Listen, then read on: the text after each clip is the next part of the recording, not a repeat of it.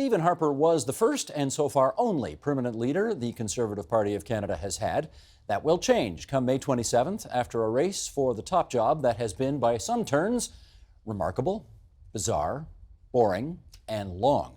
What does that contest suggest about who the party will choose and what kind of Conservative Party will he or she lead? Let's ask. Janet Acker, former Ontario PC Finance Minister. Deb Hutton, former Senior Advisor to Ontario PC Premiers Mike Harris and Ernie Eves. Mark Toohey, former Chief of Staff to Toronto Mayor Rob Ford and the author of Uncontrollable. And Andrew Coyne, columnist with the National Post. And it's great to welcome three of you back to these parts. And you haven't been here in way too long. Very long time, Deb Steve. Hutton, it's great to have you for the first time, I believe, on the agenda. Thank you. Very nice to see you. Let's put you to work right away. As we suggested in the intro, some leadership conventions are thrilling and exciting, and others are dull as dishwater. What's this one? Probably somewhere in between. I think the Conservative Party owes Kevin O'Leary a debt of gratitude for making this an actual interesting race in the time period that he was in. Since then, it's probably been a little less exciting, but nonetheless, it's almost over. And I think generally it will have been a good race. Certainly when you see that many candidates vying for this job, that in and of itself makes it somewhat interesting. Janet, what do you say? Oh, I'm still voting for Rona Ambrose. She's not on the Oh, ballot, she's I'm not? afraid. She is Darn. not. Oh, Can't do that, darn. I'm afraid. No. No. It's hard to tell with the ballot, though. I know, Very long. it's a very strange ballot. But no, I think it's, as Deb said, when you've got a party that a whole bunch of people want to lead, that is a positive, because the NDP was having great difficulty finding anybody there for a while. So I think that's been a good thing. And you do have people that are giving the delegates or the voters some different choices. But it hasn't set the world on fire, which, was a bit of a disappointment, I think, for a lot of people that were hoping it was going to sort of encourage a little more excitement. But they did increase the membership base. A lot of that was Kevin O'Leary, and you're quite right, Kevin sort of gave a bit of pizzazz to the race. So there's more members. There's still a whole bunch of interesting people in the leadership, so we'll see what happens for the final ballot. Mark? I think it's been painfully dull. I think that Kevin O'Leary certainly brought some pizzazz. He brought in some new members who probably wouldn't have joined the Conservative Party otherwise. It'll be interesting to see if they show up to vote. I think a lot of members, although there are a lot of candidates to pick from, a lot of people want to lead the party, that's a good sign, but none of the A-string guys, none of the big hitters, they've all sat this one out as if they expect that Trudeau will win another term. Who are the heavy hitters you might have thought would go? Jason Kenney, Peter MacKay, those are the names that I think people were expecting John Baird, absolutely. But I wonder how many of it's been great they've sold so many memberships, 260,000 I think we're up to. Up from 80,000 when they started. Yeah, so that's great. I'll be curious to see how many people actually vote because there's no one candidate who really jumps out anymore. Like I'm struggling to figure out, I have a ballot, I can vote. I don't know, none of them appeal to me particularly. I know a few of them and I think they'd be good, but they're not, wow, let's go follow this guy. There are now 13 people on the ballot. Yeah. Well, actually 14, because O'Leary's Stan's still on, the ballot, even though he's not in the race. Yeah. You say you are having a hard time picking one of the 13 that... Yeah, there's nobody really that's a wants- star. The only one who really has any sort of star factor, I think, is probably Maxime Bernier. But I don't know that he's certainly not going to win on the first ballot. I wouldn't be surprised if this goes 3 or 4 ballots before anybody can accumulate enough votes to hit the 50% mark. And I don't think that's a healthy thing. Okay. Andrew, your view on whether this has been fantastic or dull as dishwater? Well, fantastic would be overstating it, but I certainly disagree with the tenor of the remarks we've heard so far. I don't think it's been dull from the standpoint of what leadership campaigns can often be good for, which is airing ideas, is bringing out different factions within the party, allowing them to put their ideas forward and see where they are in the party. I think partly that's because some of the big heavy hitters didn't run. If it had just been the big dogs, if it had been Jason Bairds and James Moores and Jason Kennys, and it had all just been about their machines and their followers and their personalities, I think you might not have had quite as vigorous an exchange of ideas. But because the candidates who are running, for the most part, well, there's been some exceptions in that regard, but if you wanted to get yourself known, you had to start putting forward your philosophy. And I didn't agree with some of those ideas, but some of them I thought were well worth airing. So I think it's been good from that standpoint. I thought O'Leary's presence, contrary to, I think, to some of the remarks here, I thought was almost entirely negative. It was all about celebrity. It was all about notoriety. It was all about his shamelessness. It was the most lazy, contemptuous campaign I've ever seen for a leadership race, where he didn't even stay in the country half the time. Just kind of, the whole country was kind of flyover country for him. And did not participate in some of the debates, Didn't particularly the ones in participate French. Debates. So it would have said very bad things about the party, frankly, if he'd been able to parlay that into a win. It would have looked third world, frankly. So his departure was a blessing as far as I'm concerned. Go ahead, Deb. Well, I don't disagree with your final point, which is his departure was a blessing. I just think that he brought an excitement to the race in the early going that we would not otherwise have had. And I think that, in the long run, was actually helpful. I am also happy he's out of the race because I was concerned that he might actually win, and I don't think that would have been good for the party. Why not? For the reasons that Andrew's pointed out, I don't think that he actually, at his core, had it in him to do what you need to do as an opposition leader. It's not a fun job. It's not an easy job. I was absolutely astounded that he didn't spend more time in the country. I just think that spoke to a personality trait that didn't sit well with me. So for those two reasons alone, I'm happy he's out of the race. He wasn't particularly conservative either, if you looked at his policies, so far as he deigned to unveil any. I mean, he thought Canadian troops should only ever be used as peacekeepers. He thought the CBC was the best newscaster in the world. I mean, there's a lot of things you can take or leave them as points of view, but they were odd points of view for a candidate for leader of the Conservative Party. And as I say, it was mostly just celebrity. I don't think actually he would have won. I think he would have done well on the first ballot, but I don't think he would have gotten very many No second growth choices. potential. And he would have done, as he himself confessed, would have gone nowhere in Quebec. So Need I state the obvious, which is that to be a celebrity who's not necessarily in tune with the conservative values of a party, but who has an awfully big platform, is not necessarily a bad thing these days if you want victory. There's a guy named Donald Trump, who's not particularly conservative, leading the conservative forces in the United States. Not particularly a lot of things. Who won against all odds. Yes, he did. So if victory is what it's all about at the end of the day, are you really happy to see O'Leary leave? Because he might have been able to win. All right, let's say for the sake of argument, he won the leadership. He wouldn't have won the country. How do you know? Because politics is tribal. Politics is about a clan. Politics is about bringing people along with you. And he's a one-man band. So was Trump. Well, yes, but he was tapping into something, I would argue, in a way that Kevin O'Leary was not tapping into in Canada. I mean, he was not resonating with Mr. and Mrs. Front Porch in a way that was going to cause them to throw common sense to the wind and vote for somebody who had no political experience or no particular personality traits that would make him a good leader. I think I agree that him dropping out of the race was good. I do think him coming into the race at the beginning, though, I mean, there were a lot of people I know watched the first candidates debate that he was there because he was there, right, and got to see the whole show that they wouldn't have looked at before. But he was not temperamentally suited to be, he may be able to make lots of money, Said but the he same wasn't. thing about Trump, not temperamentally suited. Go ahead, Mark. Well, and he isn't temperamentally suited. and he's the we president. were right. Yes, but he's the president. Go ahead, Mark. Yeah, I don't disagree that Kevin O'Leary was not good for the Conservative Party. Absolutely, that's true.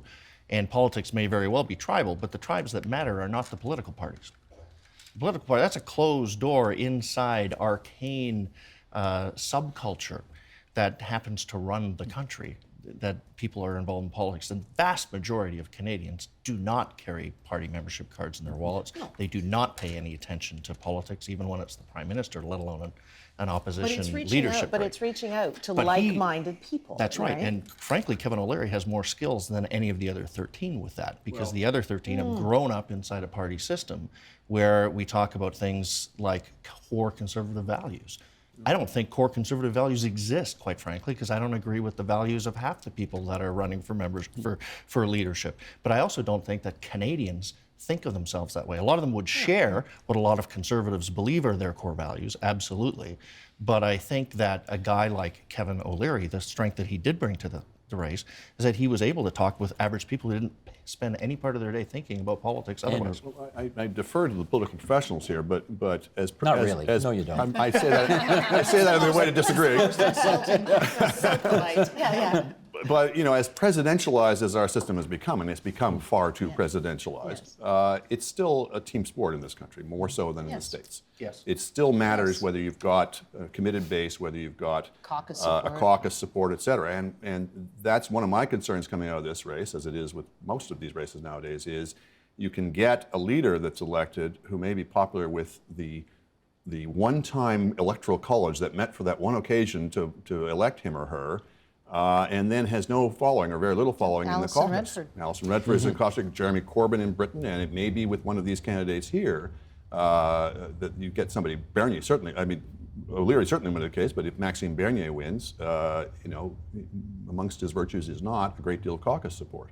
And that can prove troublesome, as we've seen time and time again. I think O'Leary learned early enough, for his sake and for ours as Canadians, what Donald Trump is only learning now after victory, and that is that there is a tradecraft to politics. You know, there is an art to this, that even if you think politicians are not very good at a lot of things, they're very good at politics. And you still have to work with the people in your caucus. You still have to work with the rules. You still have to work with an establishment, even if you're anti-establishment. Deb, I want to bring you in on this because I really want to explore O'Leary's reason for dropping out of the race, which is he's done the math, he's crunched the numbers, he's suddenly realized he couldn't win in the province of Quebec, and if you can't win Quebec, you can't win the country. Now, on the face of it, that's just not true. We saw Stephen Harper win 3 elections in a row without having anywhere close to the largest chunk of seats in Quebec. And I think, in fact, when you won a majority government with 10 out of 75 Quebec seats.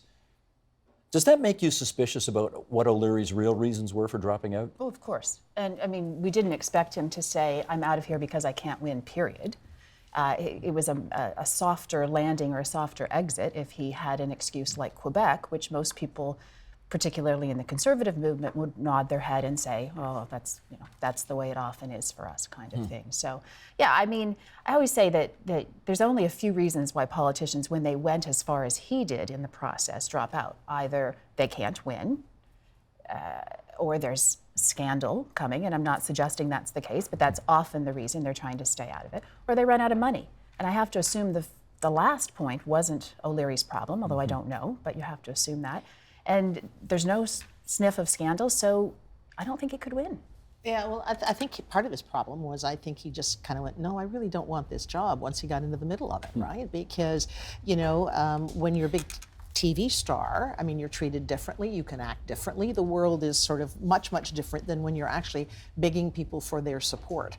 And I don't think You think that really was the reason? I don't know. I think there were a number of things. I mean, it's interesting. I'm not Yeah, I disagreeing, mean, but I think that had a lot to do with it. I mean, when some of the comments from some of his former campaign workers, and again, I'm not involved in anybody's campaign, so I haven't been, you know, that close to it. But some of his campaign workers were saying that they were getting quite frustrated with him because he just sort of stopped campaigning and stopped being around and didn't want to do things, right? So maybe that's it. I don't know. What he did do, apparently, though, one of the things is that he did bring in more young people. Like he did a lot of college campus stuff, which apparently he was really, really good at, and a lot of young people were responding to him. So brownie points for that. But not enough. Yeah, no, I don't I disagree. think it may not be coincidental that it came after they announced the total numbers of memberships, because I already talked about how, you know, he probably wasn't going to get a lot of second ballot support, probably wasn't going to get a lot of support in Quebec. But if they could just swamp the proceedings with all, you know, tens of thousands of new members and other candidates didn't, then maybe he'd have a fighting chance. I think it was that kind of slim opportunity. And when the numbers came out, and in fact, you know, he had 30-something thousand, a couple other candidates had 20 or 30,000, and it wasn't overwhelming, that might have been. Let me take that segue you've given us here to talk about some of the other candidates, because there are actually other candidates who have stayed in the race, even though Who are in the race. who are in the race and who may not be as interesting as O'Leary, but one of them is going to be the winner. Mark, there are libertarians in this race, there are red Tories, there are social conservatives, there are small c economic conservatives. It is a big blue tent that the Conservative Party is offering. And I guess for people who are outside that tent, they want to know, what is the Conservative Party today anyway? Do you have an answer for that? Yeah, I dispute the idea that they want to know. I actually think people who aren't in the Conservative Party don't care. I think the average person doesn't spend any time thinking about who the next leader of the Conservative Party is going to be unless they're in one of the other parties. But they're going to want to know, I presume, at some point before the next election, does that person share my values, represent me, is he or she for me? And to that extent, we need to know if they're libertarian, social, anyway, the list goes on. That's right. And I think what we've seen in the 13 candidates that remain, we've seen some candidates, especially those who really don't have a chance of winning, trying to stake out a pretty prominent policy position, that they're definitely social conservative family values. Then there's some very libertarian candidates.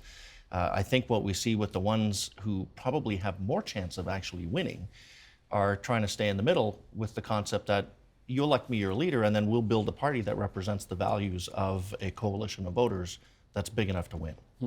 And that's traditionally the approach I think that the Liberal Party takes, and they traditionally do fairly well with that. You know, what do you stand for? Well, what do you want me to stand for, Steve? That's what I stand for. It works, but to be honest, who's to argue with that? Why isn't that what we want from all parties in government? I disagree with that. I think Bernier, and I'm like Janet, not on anyone's team, but I think Bernier has staked out a fairly conservative platform. He has, yes, he has. And I think Too conservative for this party? I certainly hope not. Not too conservative Getting rid of for supply me. management in Quebec? I don't think that's a problem. Getting I rid of really all don't. industrial subsidies for businesses? I am 100% on board with that. No funding for public transit in the bigger cities of the country? I think if our federal, provincial, and municipal governments would, my grandma used to say, stick to their knitting, do what they should do, we'd be in a lot better shape. That will never happen. But I can hope, Mark. The problem with Bernier is that how do you actually enact some of those policies? Because when I've heard him talk about, for example, let's get the federal government out of healthcare. Okay, cool. How are you going to do that?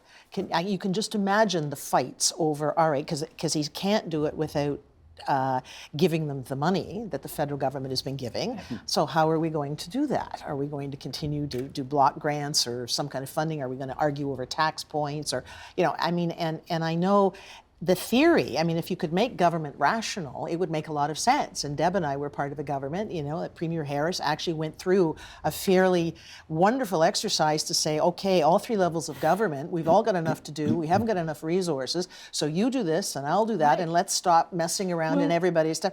And it was very rational, but politics and government isn't rational. I hear you, but let me follow up on this. What if Bernier wins, and what if he decides in his wisdom that the position of his Conservative Party of Canada is going to be, okay, we're obliged to transfer X number of dollars every year to provinces to deal with health care. We'll do that. Spend the money how you want. Period. Full stop. Why would that be so complicated? Well, part of the issue, I think, is that when you're in any level of government, you get lobbied to do things for people who want you to do them, so you will support them. So how many times have we heard people calling for a national health strategy in mental health, or a national strategy in this kind of health? Yeah, lots or of that time. kind And of his health? answer Lots will of be, time. his answer Yeah. will be, it's a provincial responsibility. Don't come to me. Knock on Kathleen Wynne's door. Right. I love it. Well, more particularly, and I think he has dealt with this, is he's going to convert what are now cash transfers that the two levels of government fight over every year into tax points. So the provinces will get as much or more money, but it'll be their money, and therefore they'll have to be accountable for it to their taxpayers.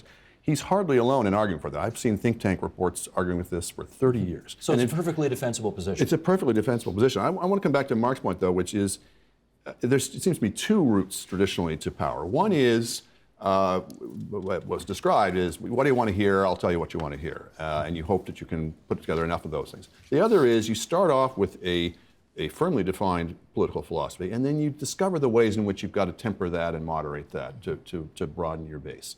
And they can each win, I think. Yes, It depends on the qualities of the candidates. One of the things I think, if we're talking about Bernier, that he's got going for him is, yes, he's got, I would say, quite a radical platform. I don't mean radical in a bad sense, but just in the sense that it implies large changes. Yeah. But I think, as I say, in most cases, they come from perfectly impeccable pedigrees in terms of expert opinion. It's just they're new to public opinion. But he's also got a likability factor, and that is when you see those two things together in politics, it's often quite golden. I don't want to make exaggerated comparisons, but that was the Reagan formula, right? Is likability plus radical policies. I think the concern about him is, does he have the depth and the judgment? Does he have the leadership qualities beyond that?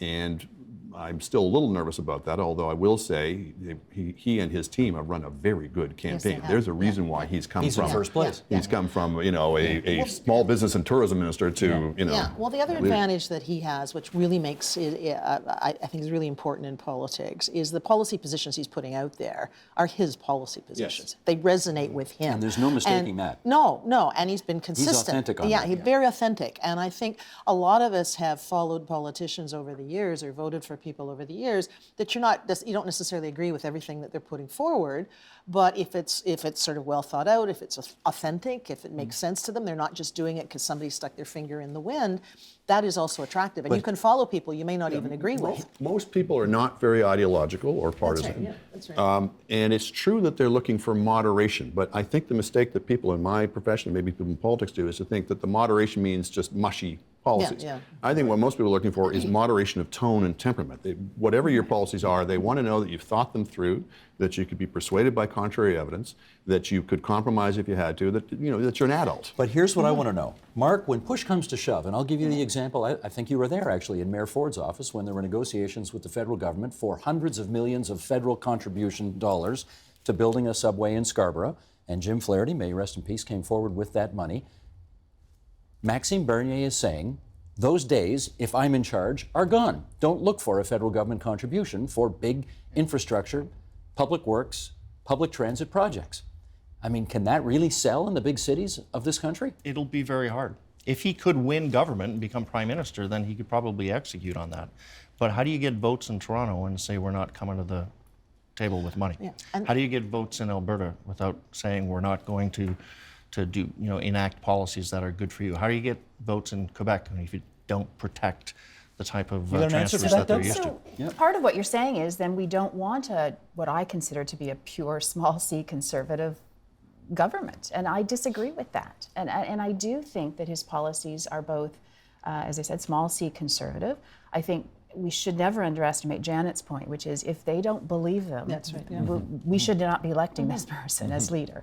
Because you can't fake it. There's no doubt about that. So I do think that you can say, this is what we're going to do, this is what the provinces are going to do, and this is what the municipalities are going to do. All right, let me follow up with Janet. You've obviously been in charge of the books of the province when you were Minister of Finance. Is it possible to build a $4 billion subway in Scarborough, for example, if the federal government decides it doesn't want to make a contribution to that kind of a project? Well, certainly with the revenue tools that cities have, no. I mean, the property tax, which is one of their major sources of revenue, it would be very difficult for them to do those kinds of major projects with that revenue. So you'd have to open up a whole, for the provinces, and yes, tax points or whatever. But I think the province would still be involved, and in my view, the province should be involved in transit. One of the problems we've had here in Toronto is that we have thought about transit from a municipal perspective, and we've not gone more broadly Yes, I agree with speaking. I agree with that. To me, like a very old-fashioned argument. I mean, we are in an age when we've got the federal Liberals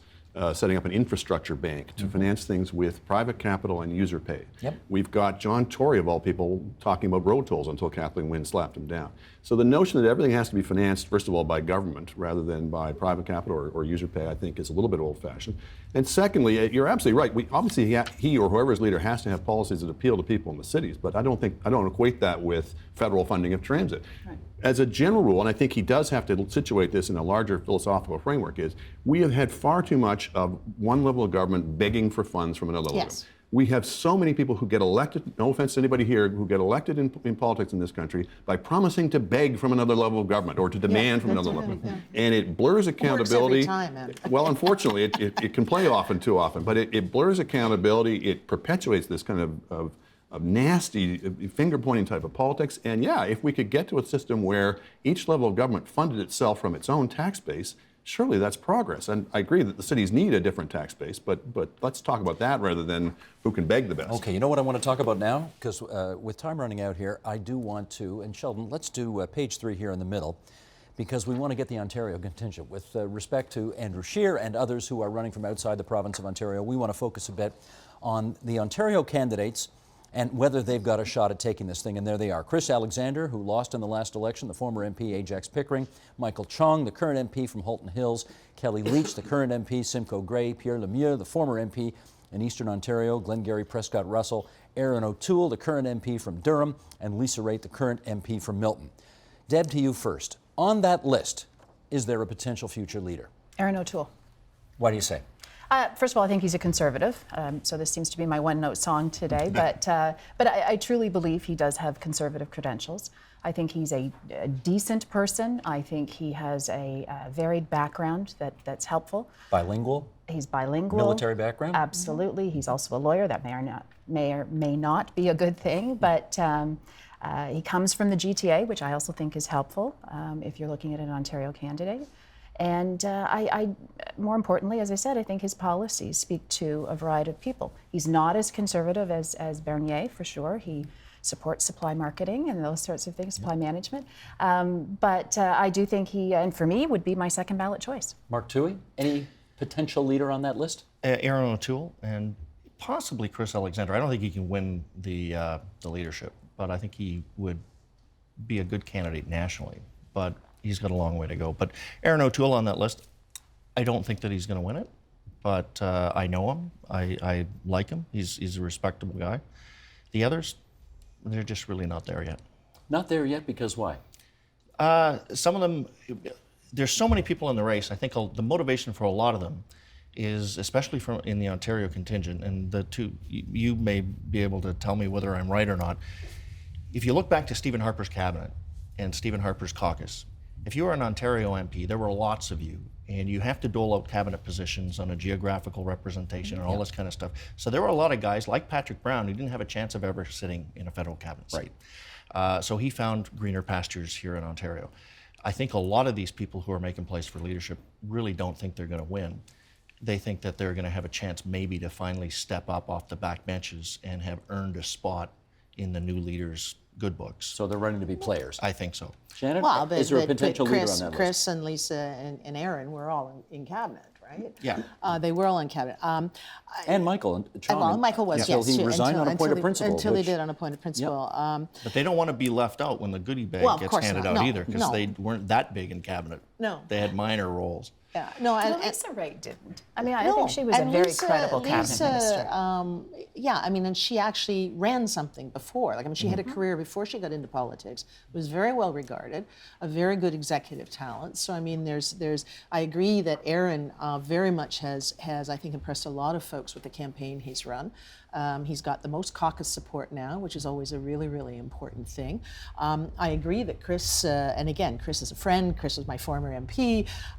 You know, Chris has a You're in lot the of. same riding, weren't you? That's right. Absolutely, absolutely. And I mean, you know, there's a sophistication, there's a foreign affairs knowledge, there's the ability to speak both languages, and I mean, but again, I don't know who's going to end up coming out of this. This is one of these conventions. That's a little old-fashioned term. This is one of these leadership races where I think you could have what I'll call the Joe Clark result, right? Where you end up with somebody that nobody really thought of. But Compromise candidate. Yeah, compromise candidate. But I think Lisa, I think Aaron O'Toole. You know, I wish more for Chris, but we'll see what would happen. Andrew, is there a potential leader on that list? In theory, but not in this race, I don't think. I don't think anybody can catch Bernier except maybe Scheer. From Saskatchewan. Yeah. But obviously, there's several candidates who've tried to play the inoffensive, I'm just a nice person and you can trust me candidate. And so Scheer has, to some extent, rate O'Toole. I agree that I think of that bunch, I think O'Toole's had the best campaign in the sense that none of them are really saying very much or giving you very strong reasons, but at least O'Toole's been saying not very much very well. You know, he presents with a certain sense of command, and you could, nicely. yeah, and you can, nicely, and that's yeah. right. He's inoffensive. You can imagine him in a leadership role. It's just you wouldn't really, your heart wouldn't be set on fire, I don't think, by it. I think Michael Chong has run a very good race. Unfortunately, I don't think it's in the cards for him, but I think he's impressed a lot of people with his integrity and with saying things that the party needs to hear, particularly on climate change. And he may be the candidate who could expand the base more than most of them. He just, unfortunately, I don't think can win the hearts of the base. But I think it's certainly been good that he's been in the race. And then, you know, I think there's a place for the social conservatives as well. When people talk about where the Conservative Party is going, you sometimes get people saying, well, we have to read the social conservatives out of the race. And no, you need all parts of the coalition. What you don't need are extremists of any variety. Of the two candidates who've been kind of representing that wing of the party, Brad Trost and Pierre Lemieux, I think Lemieux has had the better campaign, that he's been credible, he's been sincere, and he hasn't said some sort of wingnutty things the way that Trost has. Well, let me ask you, how long have you known Kelly Leitch for? Oh, goodness, I'm going to show my age. 25 years? In the 25 years that you have known her, has she ever evinced the kind of policies that she has put forward in this leadership race? No, and I will go back to Janet's point, which is you can't fake sincerity. And that, Is she trying to do that? That would be my view. I've not spoken to Kelly throughout this leadership, so it's not probably fair of me to say that. What I will say generically about candidates, that whenever you put forward a specific basket or a narrow basket of issues, I never find it both palatable nor very sincere. And I think that's what she's done. How long have you known her for? Probably just about that long. Have you always known her to be the red Tory that everybody seems to have thought she was? The position surprised me. What I think, though, that has been a problem with how she's gone about it is, are there legitimate issues in the immigration, folder that need to be considered? Absolutely. There's a lot, and again, some of the points she's making as points are valid to make. But I think when that becomes your only real campaign piece, all of a sudden the motivation behind it is brought into question. So what do you think it is? Well, is it just wedge politics, or I guess the dog whistle to use the term, and whether she sincerely believes it or not, or had a on the road to Damascus revelation, I don't know. But when that's your whole basket of policy, pretty well, or at least that's what you're putting the focus on, I think it undermines your credibility in terms of what you're trying to do on it. Mark, your view on her campaign? I think Kelly Leitch flew far too close to the sun. Meaning what? I think that her policies, her position on immigration probably represents the thinking of more than half of Canadians. I think, though, that more than half of Canadians don't feel comfortable talking about any of that stuff. And I think it's very difficult in an adversarial political environment to even talk about those ideas without sounding like a Nazi. And I think she found from her polling that there was a constituency where you could present this contrarian view, which would wedge her away from the others because they'd be afraid of it. And she went for it. But I think she's burned her wings off, and I don't think she's electable. It has, Andrew, had the effect that you have described, meaning that she has certainly differentiated herself from the pack. Yeah. The question is, positively or negatively? What's your view? In the end, negatively. I think Mark's being a little too charitable. I think, yes. Calling her a Nazi was a little too charitable? Sounding like you said. But Mark was saying, well, it's hard to talk about these things without doing that. Maybe it is, but I think if you're sincere about it and if you're thoughtful about it, then that's one thing. But she's been throwing out things that she hasn't thought through. It's clear she hasn't thought through, but are just designed to dog whistle.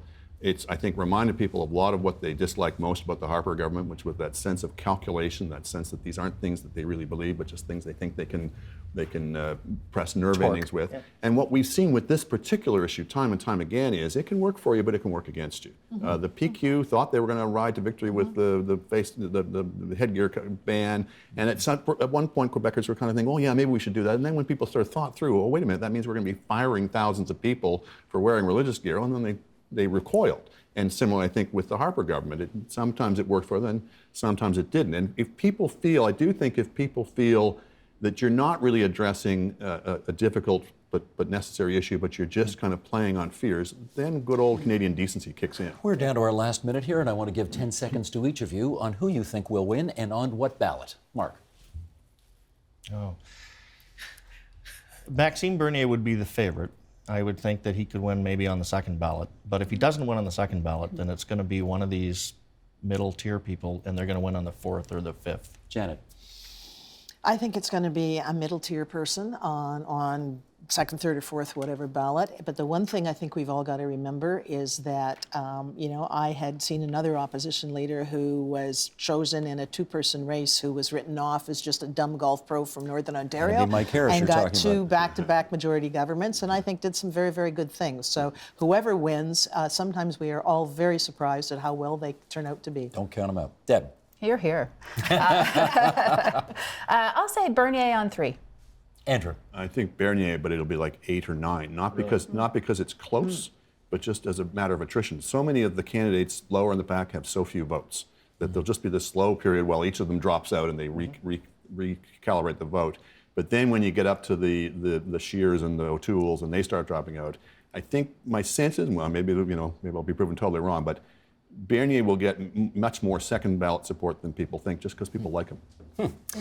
Well, you'll have a long way to go to approach the unprecedented nature of the Liberal convention that picked Dalton McGuinty, because as you may remember, that started in 1 month and ended in another month, which I'm not sure this one will last that long, but that one did. Went till 4:30 in the morning. Anyways, to Deb Hutton and Andrew Coyne, thanks for being here today, and to Mark Toohey and Janet Ecker, who's just retired from the Toronto Financial Services Well, Alliance. will this year. Will this year? Yes, they have to Okay. pick my successor first. Congratulations on a job Thank well you. done there. Thank you. Thanks so much, everybody. Deb, good to have you you. back here. Thank you. Help TVO create a better world through the power of learning. Visit TVO.org and make a tax-deductible donation today.